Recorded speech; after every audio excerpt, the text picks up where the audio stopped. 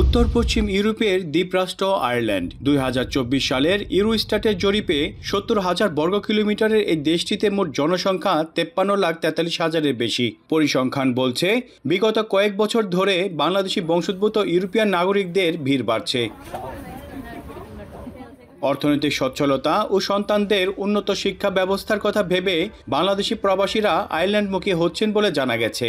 EU থেকে যুক্তরাজ্য বের হয়ে যাওয়ার পর ইউরোপে থাকা বাংলাদেশিদের সবচেয়ে পছন্দের গন্তব্য হয়ে উঠেছে এই দেশটি। অনেক উন্নত লেখাপড়ার সুযোগ সুবিধা এখানে আছে, এই কারণে বাংলাদেশি বংশোদ্ভূত ইউরোপিয়ান লোকজন এদেশে এসে এখানে সেটেল হওয়ার জন্য সবাই চেষ্টা করতেছে। উন্নত অর্থনৈতিক স্বাধীনতা সূচকে তৃতীয় এবং উচ্চ মূল্যের বৈদেশিক প্রত্যক্ষ বিনিয়োগ প্রবাহের জন্য প্রথম স্থানে থাকা আয়ারল্যান্ডেও গড়ে তুলেছেন বাংলাদেশি রেস্তোরাঁ। জনপ্রিয়তা রয়েছে আইরিশদের কাছেও। মেন ফুড হলো বিশেষ করে ইন্ডিয়ান ফুড। আইরিশদের জন্য আইরিশরা বিশেষ করে অনেক পছন্দ করে আমাদের ইন্ডিয়ান খাবার। এই জন্য আমাদের যতটুকু সম্ভব আমরা সুন্দর করে চেষ্টা করি ওদেরকে পরিবেশন করার জন্য। উন্নত জীবনমানের বিপরীতে বেশ কিছু চ্যালেঞ্জও আছে বলে জানিয়েছেন দেশটিতে অবস্থান করা বাংলাদেশিরা। ইউরোপের অন্যান্য দেশের তুলনায় আয়ারল্যান্ডের আয় অনেকটাই বেশি। আয় বেশি হলেও এখানে ব্যয়ও সমপরিমাণে ওই রকমই বেশি। এই জিনিসটা মাথায় রাখতে হবে।